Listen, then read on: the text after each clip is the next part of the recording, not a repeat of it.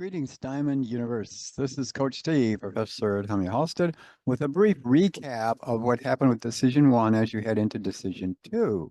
Now, Decision 1 was, kind of roll the dice. We didn't have any kind of feedback from customers, competitors, and so we did our best to figure out what our strategy would be in the 4 lines, low-cost, family, eco-friendly, and image. And we had interesting results. Red and blue were tied for first with 10 points each. The maximum points would be, the lower the point, the better. So if you're number 1 in all 6 indicators, you get a 6. If you're number 3 in all 6 indicators, you'd have an 18. Yellow came in with 16, even though they were number 2 in revenues, and even beat red in revenues because they did fantastic in revenues and image. But they cratered in family and eco-friendly. Everybody always craters in eco because you can't invest in that. It's not a growth area until the 3rd or 4th decision. So everybody else has terrible EBIT, but they're getting ready to try. Now let me share my screen and we'll jump up to, you can look at this site, if I can find it. Let's share. And here we go, Diamond Universe, Decision 1. Recap. We go down here. There are all these graphics that you can use in your final presentation.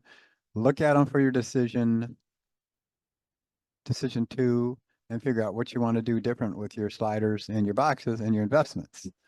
This says red and blue tied for first, red slightly ahead in financials, but not revenues. Yellow hit home run in image, and struck out in family. So yeah, you'll see that red actually did fantastic in family and did very well in image, and those are the 2 to invest in early. And everybody did okay in low cost. Red came in a little positive. Yellow and blue were neck and neck, but only a little negative.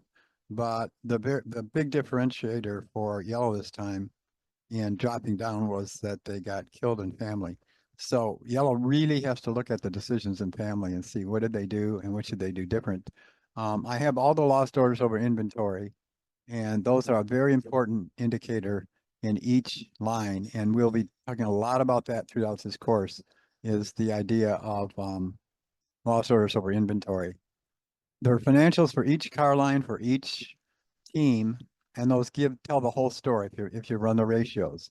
I also have all the white lines captured, which you can look at within your own interface, but you can also see the white lines of all the other teams for the lines to get an idea. And if someone has a sine curve and they're much higher than the white line, you're investing too much there. If they're out of phase with the white line, where it's going down and you're going up, that's even more serious because it's saying my trend is up in this, but you de-invested there. So one gives you lost orders, the other gives you excess inventory. And this is just a general idea of in family, where what happened when red did so well in family and everybody else cratered. Well, it's very simple. It just tells us the whole story. The closer you are to this 0 line going straight through 5 decisions, the more balanced your lost orders and your inventory are, so you've got supply and demand completely matched. In this case, it's very interesting. Yellow built a huge amount of inventory that they didn't sell. Blue got a whole bunch of orders that they couldn't fulfill, so they have a lot of lost orders. I mean, they invested a lot in marketing in family, but not as bad as yellow with the build of inventory in terms of what are the ultimate financials. So this really tells the whole EBIT story. If you look at the EBITs of all the teams and especially your own, you'll see that especially yellow team, who kind of cratered in family but did great in image, but also didn't do well in eco, which no one did. Red did less badly in eco because they didn't overinvest in it and stayed close in supply and demand. So now blue, it's no better to have a bunch of lost orders, put a bunch of marketing in, but not be able to deliver them. There's no production here. The CapEx did not match blue's orders. They did a whole lot of marketing in family, which you should do, but they did not build them, so they could not fulfill them. Whereas red built and fulfilled them, did great, even though they weren't as high in revenue as either blue or yellow. They did a great job of matching supply and demand, which is why they they came out number one, even though they were tied with blue. And how can you do that? Well, because certain indicators are more important than others in terms of the financials. So if you do great in not being too bad in ARE, retained earnings never go positive, or you have positive ROS like or ROSE like Red did, and that's a great indicator. So you can see here just exactly what I'm talking about. This is a summary here. I'm not going to take a lot of time on this because you can take this website, go through it, figure out what's going on, and then look at your sliders and say, here's where we need some adjustments for decision two, where everybody is going. But this gives you a clear idea of low cost here with these three, that nobody did terrible. Red just barely stepped up there in terms of EBIT being positive. Red was a lion when it came to family. This is what we have to see is family and image doing well. Everybody did great in image. Yellow knocked the ball out of the park in image. They did great. Look at your sliders, you did fantastic. You moved right along the white line. You anticipated, did great. Your supply and demand were excellent in terms of what you made and your capacity. And as usual, everybody got killed in eco-friendly, although Red got killed less because Red had a lot of kind of communications with each other and kind of saying, you know what, eco is kind of a future star question mark, and we really should look at family and we should really look at image as our initial investments, which everybody kind of did. So that's kind of the story. So the blue did not do too bad in family, but this shows them a little bit of tweaking will help. Yellow needs more than a little tweaking in family. They really have to look at their lost orders over inventory and see, what do I need to build these family cars in terms of capacity? And this is important for decision two, because we're still heavily, both in our investments and the market itself, growing these two because they're growth mature lines, the family and the image. Got to get your cash while you can with revenues. Nobody blew their cash, which is wonderful. I've never had three teams like this who didn't need a government loan and didn't blow their cash. Everyone was very careful with cash, did a great job on that. So that is a real positive. Again, look at your white lines, see how you matched them. You can really see just looking here I don't tell everybody whose line was what, or you could figure out their sliders, but you can see the matching and you can see your own, so you'll know what's happening with everybody else, and you can figure out a competitor. I don't know if it's, if you're yellow, I don't know if it's red or blue here that did this, but you can definitely see a phase match or someone out of phase. And these are marketing, which are very interesting because marketing is always a lot of flatter, but when you spend less in marketing than the market is telling you to spend, that means you're going to be getting more inventory. But if you're the other way and you're up here and you're spending a lot of marketing, but you don't have the production going on and you're not matching that line, then you get in trouble with lost orders because you can't deliver what you put all that money into to get. So this is a good follow. We have a out of phase match and then an in phase match here. And you can see how that works with each parameter. You can say, if I'm out of phase here, and then you look at the line and say, this is family, I can see where I blew it, hint, hint, blue and yellow teams, by mismatching the expectations of those customers. So that'll really help you in decision two a lot. And so really focus on where you did well, what a match that is.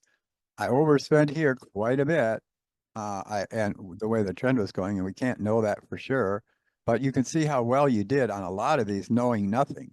Now you can see the trends and kind of which of these indicators each line of the customers want, so you're much more educated on kind of how to tweak those.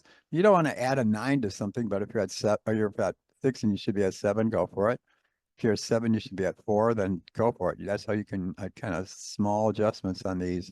And then of course, if you're a quant, which I try to appoint one on every team, these financials are absolutely telling. And I always pick image because everyone does pretty well on image. So you can see right here that your marketing appeal, you want to hit 100%. So if red hits 95% and yellow hits 141%, oh my gosh, yes, they did fantastic. And image, that you expect the EBIT to be there, and they did. But on the other hand, you have to look if you're over the 100% and say, I got that appeal and I'm selling, but did I make any money on my rows and did I make any money on my EBIT?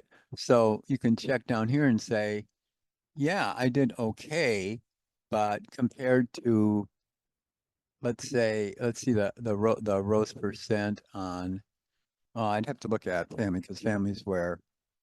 So just, yeah, yellow team, check this out for family as well as image. Now this is, everybody was close on low cost and didn't blow it too bad. Low cost is a lot like eco-friendly, where many of the teams really try to push it strongly. And you can see that yellow had a bit of a pricing difference here, and that made them dip down a little compared to blue. But even with that price difference, look at the engineering appeal differences. You want to try to hit 100%. And 115 isn't terrible. It's more than you need, but it certainly is better than 76. You know, you're closer to getting closer to 100 there. Um, Same thing with effective engineering and marketing appeal. So these appeals match the white market lines and what you did and the decisions you did. So that'll help you greatly to look at, you know, what was, and then with the lost orders over inventory, you go down to this bottom section and you look at your consumption, you look at what your inventory, what you were left with, and then what your capacity is, and see if you ran out of inventory, if you had some left, if you sold well, and especially what the capacity used was, you know, what were you at 98% or 67%? It's like 30 per tranche at a minimum. But this is low cost. So everybody did fairly well in this, not as well as they did in image, of course. But if we looked at family, let's see, what do we got here? This is eco-friendly where everybody got killed. So I'm not going to spend a lot of time going over these. You can look at these yourself through the ratios. But if you look at the rows, red was just less killed in rows. But look at the revenues here. Now, yellow. One of the problems with yellow in eco, and blue even did worse, was where are you going to price eco? That's a really tough decision. And then how's that going to affect your revenues? And I think blue did really well, or better than, yeah, blue did well in revenue here.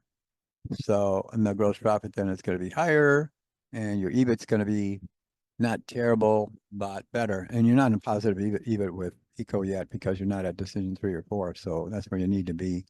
But so we looked at kind of the lines. We looked at lost orders over inventory, looked at some of the financials. These are the standings, which show how close everybody was. Congratulations, it was really close. And then there are some universal sort of indicators of the whole universe. We also have things that show what drives costs and what drives orders in terms of price versus the volume compared to engineering and marketing appeal. That's very important to see, you know, who has picked the appeal right for their customer lines. So let's stop the share and congratulations to everybody. For our first decision, you did fantastic. You did great. Nobody cratered with cash and had to get a government loan, which is absolutely amazing. You're very, very smart and careful on your selections of how you spent your cash. But there were some mismatches between supply and demand, which is natural. It's going to happen because you had no idea what do the customers want. Now your white lines will be more matched, but they'll surprise you too. The watch the gas prices because things happen with image. There's no recession in these universes. There's no time to recover from it. But the business index can go up for better, for you worse. And I think yellow spent a little more on HR quality, and that's showing next period, which is great. It wasn't a lot more. If it's a lot more, you're in trouble. So everybody did fantastic. It's just, you know, yellow's got to be careful with family. Look it over. Keep doing what you're doing in image with that revenue and beating everybody in EBIT. And so in general, that's where everybody end up. And on second decision, we're going to be taking into account a lot of these financials, doing some ratios, and then the response to the customers are going to help tell us where we want to change our, in the next couple of days, where we're going to want to change our sliders and our investments in our boxes. But the lost orders over inventory are the key to the whole sim. Study them carefully and see where you have to normalize your production, your capacity. where you're spending too much marketing and can't deliver those, or you're not spending enough marketing and you're making a lot production capacity, but you're not getting the sales. So without further ado, I will bid you bye-bye until the next one. This is just your initial recap. Go to the website and look up all these graphics because we generate these for you, thinking in mind the papers in the future and your final presentation, all that good stuff, because you'll get one of these every decision and they'll help see how you're evolving in terms of your decisions and your strategy. And that's what you talk about in your DQs and in your participation and in your papers. And then you can use these graphics. So it makes everything in the course a lot simpler and easier because everybody's very busy. I know I've got a lot of working adults here. And thank you for making the meetings. That's important to make those meetings and for scheduling them. We had a participant in Germany like we had last Uniiverse, someone in the Netherlands who did fantastic. So yeah, thank you. Thank you all for showing up, and thanks especially to my validators who are the key to getting everything done on time. And I look forward to see what happens next Friday. All these were posted in Halo, and you can kind of click the links, but going to Biz 485 and do jump on the sim and look at what happened there directly to your team. The sim's now unlocked and open for everybody, ready to start making your second decision. So there's also a video that Professor Paul and I did on before your second decision. This is a recap for your specifics, but there's a general 45-minute video on YouTube on our channel with myself and Professor Paul that shows you it's Model Sim at Model Sim Professor on YouTube. And that will show you before the second decision. My validators especially should watch that because it's got some cheats, hints, and tips on what you can do to make the second decision better than the first. Thank you much. We'll see you on the next one.